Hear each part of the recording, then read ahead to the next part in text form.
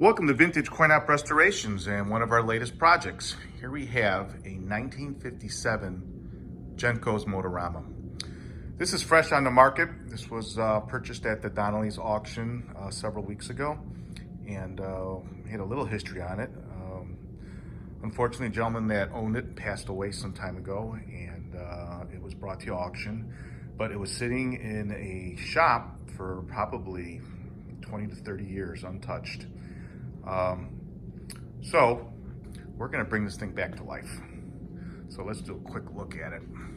Cabinet itself is fairly stable. I mean, look at this detail on this dovetail. Pretty neat. So it's held together, though. As we come down here, you can see the cabinet has, really started to delaminate and pull away, but nothing that we can't fix.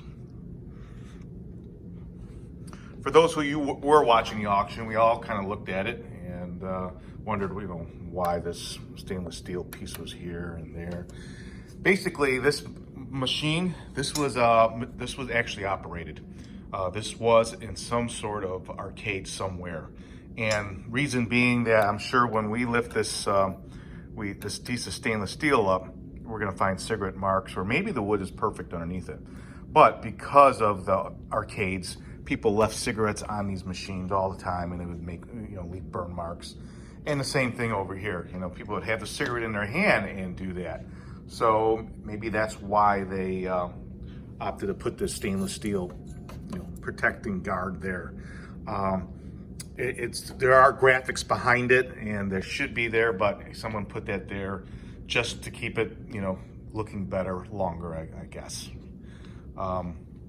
We'll come here on the right side of the cabinet, and as I was saying, we actually had this, know that this was actually operated, and the earliest sticker I found here was in 1966. I'll have to see if I can, with maybe a magnifying glass, find out exactly where, but it was in the state of Illinois, and it's it's been here ever since, and now it's going to be brought back to life. Kind of hesitant to plug it in at first, but why not? We're going to go over this whole thing. The back glass is absolutely incredible. I mean, it's original. You got a little bit of fading, but I don't think we're going to change that. We might clear coat the back of it to protect anything that might be starting to flake. Well, that's for starters. The reason why is it's plexi. And we know that regular glass sweats, and that's the reason why we have so much flaking on early pinball machines and such. So anything that was done in plexi pretty much survived. So otherwise, it looks pretty good. Over time, you could see somebody did repaint this, because if I peel the old paint off, I can see the original paint behind it, but it's typical. The backdrop is in a very, very good condition.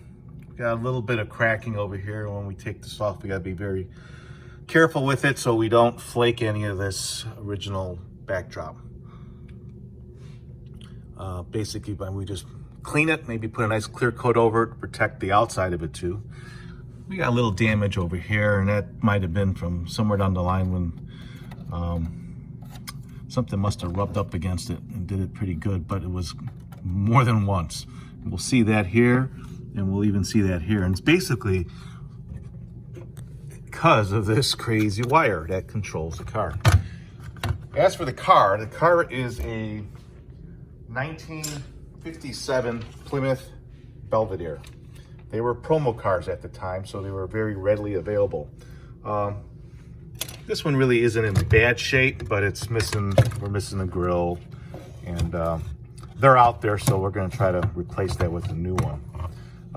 Typically, when you find these, they look like a U. They're bent because the plastic has just, got cooked over the years. But it's too bad that this one's missing all its chrome, because it's stayed pretty much straight the whole time. Inside the car, we have two motors. This motor here, you can see somebody, maybe that should be in there, and why it's not connected, we don't know, but we will find out. Like I said, we have one motor that controls, I believe, the steering wheel to go left and right, and then you have your forward, reverse, and it connects to one wheel, makes the car go back and forth. The object of the game is basically to travel from LA to New York, or New York to LA. There's our start, and I believe our finish. It doesn't exactly say, but I want to say it goes all the way to the West Coast, maybe someplace. I'll have to do a little more research on that.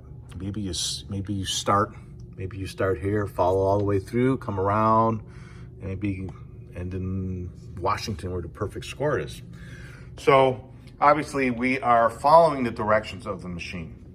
So what's going to happen is, as it goes through, it's going to show us lights, and we follow those lights. We're going to be driving and following those lights into the direction. And like here, it's going for expert drivers.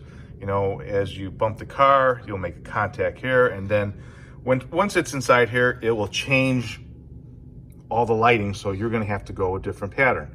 That's why you see there's several circles on here in different directions where you where you were supposed to drive. So up on here, you got your time lapse, you know, how much time you got, but it's a lot of fun. And if you watch some of my other videos, I've done these, and this is your forward, reverse, and you got the steering wheel that you turn left and right. Really neat piece. We have the original trees here. I'm not sure if we're going to be able to save those, but if we can, we'd like to. Again, well, here's another Illinois sticker. That one's from 1972. Where else we got? 1974. So let's put this aside for now, and we're going to take a look on the inside. Let's lift this up. It's got this little lever here to hold our play field up. Well, inside, it looks not too bad.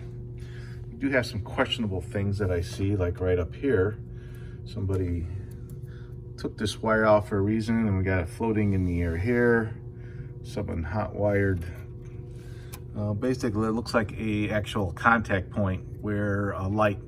So it's going down here, and it's going to, well, I'm gonna say that might be the game over relay, just because I'm seeing a little piece of paper here, and you can notice that all of these have a little topper, and you have a screw that is out. This seems to be, you know, too far up, so something was on top of here, and we do have some sort of issue at one time. It was there. And as we come around, there's one other thing I saw. Doesn't look too bad. Everything is there. But at the bottom of the machine, I'll show you, I found steering relay. And sure enough, as we go look around where the steering might be, you can see somebody made something there. So we're gonna put this back together and find out what it did, and we'll go from there. In fact, someone was even nice enough to leave us a brand new coil. This was never used. Not sure where they got it from, but we'll investigate that a little later. The machine is actually powered up, and we're gonna see, maybe we have a start switch here. And we got nothing energized up here. Let's see if we get, well, you got something. That's our reset scoring motor.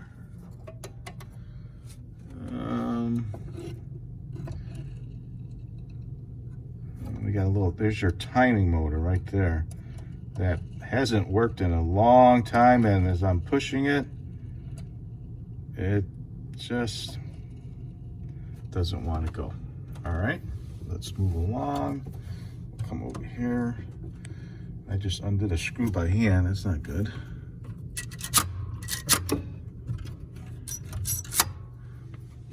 Well, not too much life, but we got some kind of action going on here. Let's take a look. We got the original coin box in here. Well, we know that once you, this is our start switch on your coin door. And if I reset it again, there we go, there we go. Our timer's working, look at that. Timer's working. And as we have a stepper unit that must be hitting different lights. We'll take a look real quick. Let's check a look up on top. Nope, got no lights whatsoever up there. But as you can see, as this is spinning, there's a contact. Every time it hits it, it's probably changing a set of lights up on our deck. So we do have some life, so that's really good. So really looking forward to starting this project. And it's a neat little treat here. I dug out my Jet Pilot, which is the sister machine to this. This was done by Chicago Coin, and this one was done by Genco. Exact same cabinet, and basically Genco sold out to Chicago Coin at some time. And while they were still doing it, this machine's around the same exact time. And this is Jet Pilot. I'm gonna open up this really quick. We're just gonna let that one run over there. And we'll kind of go over this machine. Here, that one you kind of drove. So they said, wow, that was a really cool machine. Genco did very, very good with that machine. And then they said, well, after they sold out to Chicago Coin, they basically kept the exact same cabinet, same concept. You can see that they even put a little patch over here where the pull out, where we have the reverse, forward and reverse. So they will put a little triangle on there, and they kept the same steering wheel. Okay, so as I can just kind of think with this machine, this is an original toy that was in it. It was a spaceship. This thing, turned in a circle, and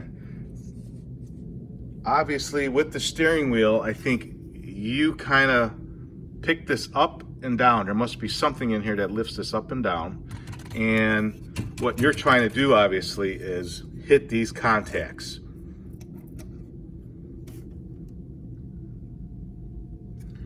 And I haven't lifted this one up, but why not? Let's give it a go.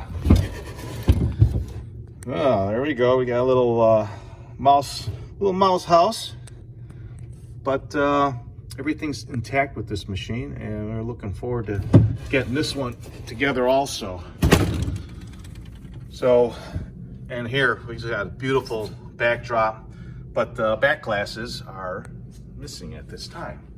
But we have already had them made. I'll show you guys on top a little bit. Here's your Chicago Coin Jet Pilot glass, and these are the pieces for the left and right plates. There you have it. An incredible pair of machines, but you know what? There's one more machine missing, and it's called Chicago Coin's Space Age. It's another machine in the same cabinet, and I believe with that one you are actually driving a little pickup truck, and you are pushing these discs. Probably the toughest of all of these machines to find. The Motorama, it's very, very hard to come across in general. The Jet Pilot is extremely rare, but Space Age probably takes the cake. I've been trying to get one of those for a long time and just have not come across one. If you have one out there for sale, or you need one of these machines restored, or if you're looking to purchase one, we have in stock right now, we have a total of 3 Motoramas. We have 1 Jet Pilot, and we're always looking for that Space Age. Thanks for watching, and make sure to subscribe to my channel. If you have any questions, please feel free to give me a call at 630-624-7466. Thanks for watching.